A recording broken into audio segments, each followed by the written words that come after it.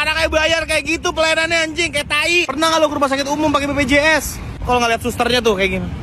Bapak sakit apa? Bapak keluhannya apa? Mana suratnya bawa nggak Pak? Bapak kartu BPJS-nya mana? Fotokopi dulu Pak. Sebelah situ tuh tunggunya, nanti dipanggil. Buset.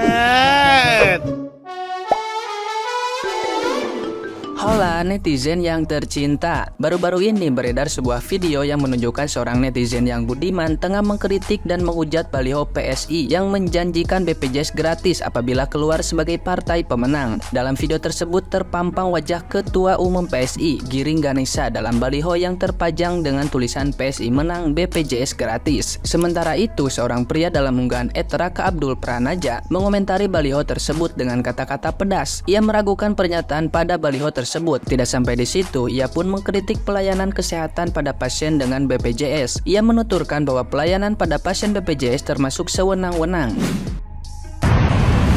Di jalan sering lihat baliho partai tulisannya gini. Kalau partai kami menang, BPJS gratis. Deh, najis. Goblok. Ngayal. Sekarang kayak bayar kayak gitu pelayanannya anjing, kayak tai. Pernah nggak lo ke rumah sakit umum pakai BPJS? Kalau nggak lihat susternya tuh kayak gini. Bapak sakit apa? Bapak keluhannya apa? Mana suratnya bawa nggak Pak? Bapak kartu BPJS-nya mana? Fotokopi dulu Pak. Sebelah situ tuh tunggunya, nanti dipanggil. Buset. Sakit lagi sakit. Iya, dibentak-bentak mulu. Badan sembuh, mental anjlok, iya kan? Pikiran kita jadi kemana-mana kalau digituin. Kayak kan jadi kan kayak, kenapa gue miskin ya? Kenapa gue gak bisa ke Siloam ya? Kan gitu jadinya. Gue rasa itu suster-suster yang di rumah sakit umum tuh kayak ketuker deh sama sipir yang di penjara buat orang korupsi kayaknya. Harusnya tuh mereka bukan kerja di rumah sakit, tapi kerja di penjara orang korupsi gitu loh. Kayak, Bapak korupsi apa? Bapak minta penjara kayak gimana? Minta yang AC? Nggak bisa Pak, Bapak kan koruptor. Gitu cocok. Justru yang di penjara orang korupsi pindah ke rumah sakit ya kan. Bapak kebutuhannya apa bisa kita bantu. Loh, nggak bahaya tak? Makanya jangan ngayal gitu loh. BPJS gratis, lihat nih. Oh, MRT. Ada uang, ada barang, ada mutu, ya kan? BPJS gratis. Nggak mau gue BPJS gratis. Kalau ada BPJS Black Card mau gue malah. Justru gue cari BPJS Black Card. BPJS Black Card. Bikin BPJS Black Card. Biar duitnya tambah banyak. Bikin sistem yang bener biar bisa datang online. Biar orang-orang miskin tuh yang datang ngantri sakit nggak nunggu dari jam 5 pagi. Masa orang sakit nunggu dari jam 5 pagi nih? Biasanya milenteng bayi lah, ada yang hamil lah, ada yang kursi roda dari jam 5 pagi. Ketemu dokter biasanya jam 1, jam 12. Kemana? Di mana ininya? Helmnya di mana? Helmnya di mana? Rumahnya di mana? Pernyataan netizen yang terhormat tersebut pun mendapatkan berbagai dukungan dari netizen yang berbakti lainnya. Tidak sedikit netizen yang berbudi pekerti luhur membenarkan serta memberikan celetukan menggelikan. Nah, gimana nih menurut netizen yang maha benar? Silahkan berkomentar ya. Iya bener, anjing tuh emang. Masalahnya tuh gini loh, kan pemerintah udah fasilitasin tuh, maksudnya ngasih program BPJS buat rakyat pasien-pasien kayak kita nih. Jadi kan kita sebagai pasien atau rakyat bayar BPJS iuran nih per bulan. Lalu dari BPJS itu kan distribusinya ke dokter dan rumah sakit dong. Nah, karena gue ada kenalan sih, maksudnya ada kenalan beberapa dokter atau tenaga kerja rumah sakit itulah yang cerita, share pengalaman mungkin ya. Nah, dia tuh bilang kayak yang pelayanan BPJS tuh bayar ke rumah sakit atau dokternya cukup tidak sesuai gitu, cuma dibayar murah banget. Nah jadi kesannya itu yang berantem, yang kelahi malah si rumah sakit sama pasiennya gitu. Padahal karena rumah sakit kayak pelayanannya jadi kurang baik gitu kan. Padahal ya nggak sesuai aja anjing gitu bayarannya. Harusnya tuh sebagai pemerintah tuh lu ngasih program BPJS ya lu harus bisa ngasih rakyat yang enak gitu, ngasih rakyat fasilitas yang oke, dan lu harus sejahterain dokternya juga dong atau tenaga kerjanya atau perawatnya itu. Lu pikir itu sekolah nggak capek apa gitu dan nggak bayar gitu sekolahnya murah? Enggak kan, dokter kan sekolahnya mahal juga cowok. Lalu dapat BPJS bayarannya nggak sesuai ya males lah. Lebih mending bayarin yang umum gitu mungkin ya, atau asuransi yang umum gitu karena bayarannya sesuai. Lu pikir dokter-dokter atau tenaga kerja profesional tersebut yang kerja nggak butuh duit? nggak makan, nggak ada keluarga yang dihidupin gitu loh. Ya ini sebenarnya harusnya dari pemerintah sih memang yang harus benahin gitu. Jadi buat rakyat oke, buat dokter atau rumah sakit atau tenaga kerja kesehatannya juga lu harus sejahterain gitu. Jadi yang si BPJS ini harusnya lu benahin BPJS-nya. Ya sistemnya harus lu buat kondusif, tertata rapi gitu loh. Anjing emang. Lu pikir enak gitu jadi dokter ngelayanin pasien, capek. Ya pasti capek sih. Namanya kerja ya, kecuali lu kerjanya cuma jadi tenaga kerja yang profesional nggak tahu sih profesional apa enggak ya, yang kerjanya meeting doang, tidur anjing, tapi dibayar banyak lagi. Gue antara setuju dan gak setuju sih. Memang mungkin ada yang kayak begitu nakesnya, tapi yang selama ini gue temui kayaknya gue hampir gak pernah dapet nakes yang kayak gitu. Tapi malah yang sering dijumpain itu bagian administrasinya yang kayak kayak waktu itu gue pernah lihat dengar bapak-bapak gitu sama customer service rumah sakit atau bagian administrasi gitu. Nah si ibunya ini tuh ngomongnya kuat banget ke bapak ini, ke pasien itu.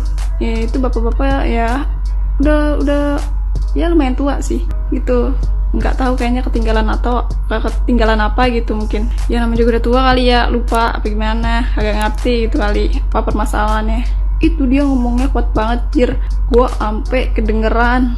Gila, kayaknya sih ada kali 40 meteran itu. Gue duduk sama jarak itu bagian administrasi atau customer service itulah. Itu kedengeran suaranya anjir, bener-bener kuat banget suaranya anjir, sampai kedengeran segitu jauhnya. Nah kalau masalah kenapa BPJS itu ngantrinya lama, itu karena yang daftar BPJS itu jauh lebih banyak daripada yang bayar pribadi. Nah itu mungkin yang jadi lebih lama ya antrinya yang BPJS tuh, makanya punya duit guys. Tapi gue pakai BPJS. Nah gitu guys. Bang, bener banget bang, ya gue mau cerita dikit ya tentang nunggu di rumah sakit. Kalau gue sih waktu itu saat itu nggak terlalu merasa keberatan karena gue datang udah siang gitu. Jadi ceritanya gini, ada ibu-ibu nih ya datang dari jam 7, jadi dia naik angkot sama anaknya tuh umur 5 tahunan gitu. Tapi anaknya tuh digendong aja, anaknya sakit dong, anaknya sakit gitu lah, berkebutuhan khusus, anaknya digendong, anaknya tuh nggak ngebolehin ibunya duduk. Jadi tuh ibu-ibu jalan mondar-mandir gitu sambil gendong anaknya gitu. Terusnya ibunya tuh cerita sama gue, saya datang dari jam 7 mbak, kata dia gitu ya. Pagi banget bu, kan kita jadwalnya jam 10, jadwalnya memang jam 10 dan gue datang jam 9 gitu. Terus iya soalnya saya naik angkot, saya takutnya macet, ternyata nggak macet dong, jalannya lancar banget. Saya tuh perkiraan nyampe rumah sakit jam 8, tapi ternyata nggak nyampe jam 8, jam 7 tuh udah sampai gitu ya. Ya udah akhirnya dia nunggu dari jam 7, dia gendong-gendong anak. Harusnya jam 10 kita udah ketemu dokter dong, dan dia nomor 2. Dia nomor 2 dong, dia seneng dong, udah jam 10 nih ya kan. Ternyata dokternya datang jam 1. Parah banget. Dia bilang, ya Allah mbak, masa dokternya datang jam 1 sih.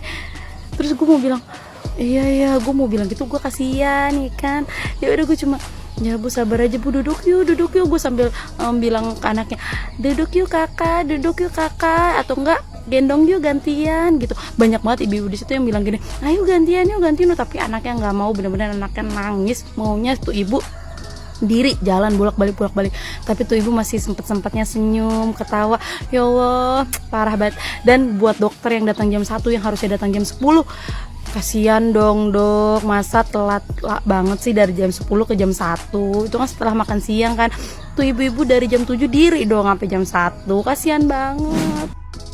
Jadi aku itu tertarik banget sama videonya. Bener banget yang aku alamin saat ortu sakit. Dan aku bawa, pas sebelum aku kerja di luar negeri ya, aku bawa ke puskesmas dulu. Kalau di desa harus ke puskesmas karena kita minta surat rujukan sebelum ke rumah sakit besar. Nah ini pengalaman pribadi Jadi suster yang pendaftaran itu udah judes banget, galak, dan gak ada sopan santunnya sama orang tua. Itu pasti tahu, kalau kalian tahu aku desa mana pasti kalian tahu, dan semua pasien tuh juga tahu kalau susternya itu galak banget. Nah, kedua untuk pas ke rumah sakit besarnya nyari dokternya, subhanallah, itu datangnya pasti gak malam, tengah malam, susah. Iya betul, sepakat. Dan aku setuju itu. Pelayanan yang ada di BPJS itu harus dirubah, terutama rumah sakit dan perawat dan dokter jaganya. Apalagi di dunia pekerjaan itu yang diutamakan itu sapa, salam, dan senyum. Dan ini lebih parahnya di bidang kesehatan. Harusnya kita menjadi sehat, ini menjadi kesakitan. Jadi sebulan yang lalu itu sekembar bolak-balik ke rumah sakit. Hari pertama itu rumah sakitnya itu aku suka sekali kan, karena pelayanan dia itu bagus, ya kan. Nah, yang kedua ini aku nggak senangnya kenapa? Di hari kedua, pertama aku udah masuk ke rumah sakit itu, masih kudiamin kan. Yang hari kedua itu sangat aku benci banget. Jadi yang di rumah sakit itu kan penuh, jadi aku beralih ke rumah sakit yang terdekat dong, ya kan. Nah, setelah sampai ke ruang pendaftaran, jadi rumah sakitnya itu beda, pendaftaran agak jalan dikit, pokoknya jalan lah agak menuju sono, terus gidinya beda lah pokoknya kan. Masuklah aku ini ke ruang pendaftaran. Tahu-tahu aku bilang anakku udah panas lah pokoknya kan. Langsung dibilang ke poli anak aja bu, katanya. Abis itu aku masuk ke poli anak, tahu kata suster, tapi bukan suster, cowok, mas-mas yang perawat lah pokoknya kan. Dia bilang gini, ibu kalau mau berobat ke sini harus minta rujukan ya dari puskes, katanya gitu. Setahu aku kan kalau kita berobat nggak mesti harus minta rujukan. Nah, tahu? Ku bawa lagi anakku ke puskes. Puskes kan buka jam 8. Jam 7.30 aku udah sampai ke puskes. Dan untungnya aku dapat antrian nomor 2. Tapi sebenarnya aku 34. Tapi kan ada keluarga aku, misalnya ada satu punggungan aku gitu kan, aku dikasih nomor 2. Nah, setelah di puskes juga sama, pelayanan mereka juga lama gitu kan. Lama lah pokoknya. Akhirnya aku desak-desak itu suster yang ada di pelayanan itu lah, mbak-mbak situ semua. Saya mau minta surat rujukan aja kok susah banget gitu kan. Saya nomor 2, tapi antrian yang sono udah dilayanin gitu. Nah, setelah itu dibilanglah dari puskesnya, ibu nggak usah minta rujukan, langsung aja ke sana ke UGD. Itulah bu, saya bilang kan, di rumah sakitnya yang si tolol itu, masa saya harus minta rujukan lagi ke puskes? Padahal anakku udah sekarat, udah mau mati. Akhirnya aku langsung ke rumah sakit dan UGD. Tahu apa katanya? Kita lanjut part 2. Oh ya, aku nambahin satu lagi, selain susnya yang judes begitu, kadang rumah sakit ini ada kebijakan yang benar-benar di luar nastar ya. Salah satunya itu ketika lo BPJS kelas 1, lo udah bayar tiap bulan mahal, dan ketika masuk rawat inap, lo tuh dimasukin ke kamar kelas 3. Dan ini hampir sering terjadi ketika anak gue lagi masuk rumah sakit. Dan nggak sering juga sih, tapi kayak gue tuh kayak perdebatkan ini, karena kan gue sebelum bawa anak gue ke rumah sakit A, gue tuh pasti ngecek di mobil JKN itu kesediaan kamar, misalnya alat-alat untuk anak bayi itu tuh komplit atau tidaknya, tujuannya biar tidak dirujuk ketika ada hal-hal yang serius ya kan. Nah ternyata gue tunjuk ini tersedia gitu, mereka jawabnya iya sekarang udah penuh. Itu data kemarin, sedangkan itu 1 kali 24 jam sudah harus diupdate. Jadi kenapa gitu loh, udah gitu ketika lu kelas 1 nih dimasukin kamar kelas 3, pelayanannya tetap kelas 3, beda dengan kelas 1. Makanannya juga beda, buahnya apalagi. Ketika lo udah kelas 3 nih, yang gue kemarin tuh dibilang sama ahli gizinya, kelas 3 tuh hanya dapat pepaya dan pisang. Terus gue ngomong dong, oh berarti BPJS kelas 1, 2, 3 ini beda-beda ya buahnya. Saya ini BPJS kelas 1 kok dapatnya buah dan pisang. Tapi ahli gizinya malah membuka perdebatan yang gak ada endingnya, dan gue langsung kayak whatever, yang penting anak gue udah kelar di sini aja ditanganin, dan gak mau balik lagi ke rumah sakit itu. Untuk dokternya is okay, itu bintang 4 gue kasih, karena mengedukasi. Memang beberapa dokter BPJS gak ada yang minus sih ya menurut gue, cuman ada beberapa yang kayak ketus aja pembawaannya. Tapi kalau untuk sus, udah tahu kita BPJS nih, ya kayak gitu, kayak emasnya tadi contohin kayak gitu. Jadi kayak apa sih gitu loh. Tapi beberapa rumah sakit pemerintah juga ada yang bagus menurut gue. Tapi yang lebih bagus lagi rumah sakit swasta. Tapi lo harus punya cuan. Dan gue sekarang memilih rumah sakit swasta yang bisa BPJS. Biar kenapa? Biar hak BPJS kelas 1 gue tuh dapet gitu loh. Dari pelayanannya, segala sesuatunya gue dapet yang kelas 1. Karena gue bayar kelas 1. Gue bukan nggak mau rugi, tapi hak gue yang gue pakai gitu loh. Karena gue bayar gitu. Paham gak sih? Ya udahlah ya, segitu aja. Memang bener-bener ente ini memang betul yang anda omongin. Tai semua lah, bullshit. Politik itu nggak ada yang bener, semuanya penipu. Mending cari duit sendiri, cari makan sendiri, ngapain percaya sama yang gituan. Saya dari awal gak pernah ikut yang namanya pemilu. Males buang-buang waktu ngantri di TPPS, ngapain. Makanya otak saya dipakai, daripada saya percaya orang politik, lebih baik percaya sama Tuhan. Itu aja. FYI ya, iklan itu nggak cuman ada di Jakarta, tapi di pulau kita ini juga ada iklan itu dan gede banget di belakang sebuah gedung internasional itu yang bisa kelihatan dari Singapura. Kita yang generasi milenial aja merasa itu kayak aneh ya gitu, apalagi kan itu katanya partai yang mengusung anak-anak milenial gitu, ya mungkin sekarang ke Gen Z ya gitu. Kita aja ya yang udah punya BPJS aja sampai sekarang males mau berobat, ya kan? Karena apa ya? Karena ya itu kita butuh sistem yang mudah aja gitu, kayak Halodoc gitu. Bukan kita nyalain dari sistemnya BPJS yang sekarang ya. Sekarang sih sebetulnya udah lebih bagus, tapi akan lebih bagus kalau dari sisi ke servisnya ya, servisnya ditingkatkan gitu. Ya kayak selevel-level ini deh. Halodoc lah minimal gitu, yang nggak usah pakai country. Aku setuju banget gitu.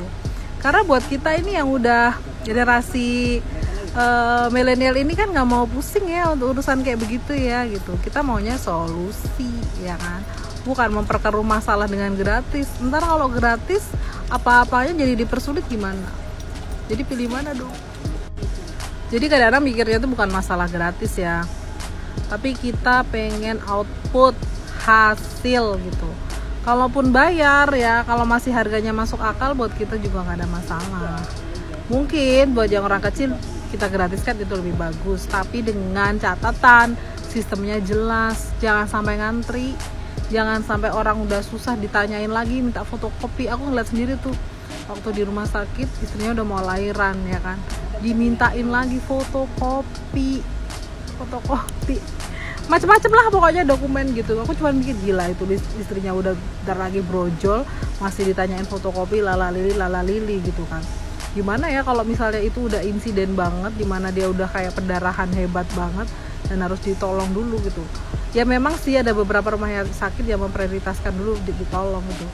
Cuman yang kita kan nggak tahu namanya kehidupan, tiba-tiba dapat yang rumah sakitnya yang terdekat tapi sistemnya mereka ribet, apa nggak makin pusing ya nggak? Jadi sebetulnya gratis atau enggak itu nggak terlalu penting. Yang terpenting itu adalah bantu dong kita masyarakat supaya servisnya bagus gitu, harga menyesuaikan, bener nggak? Wajar nggak sih kalau misalnya kita bayar kayak aku tuh kelas 3 tuh mungkin 70.000 per bulan, atau waktu itu mungkin masih 60.000, 50.000 per bulan. Tapi memang aku ketika di dalam kondisi terdaruratku, aku pakai BPJS untuk operasi otot mata. Saat itu dokter ahlinya cuma satu di Indonesia, itu Dr. Gusti. Dr. Gusti ada di JEC, tapi karena Dr. Gusti tahu kalau kapasitas aku untuk membayar operasi otot mata itu mahal, dia arahin aku untuk ke RSCM Kirana. Karena dia praktek di situ supaya kamu bisa pakai BPJS.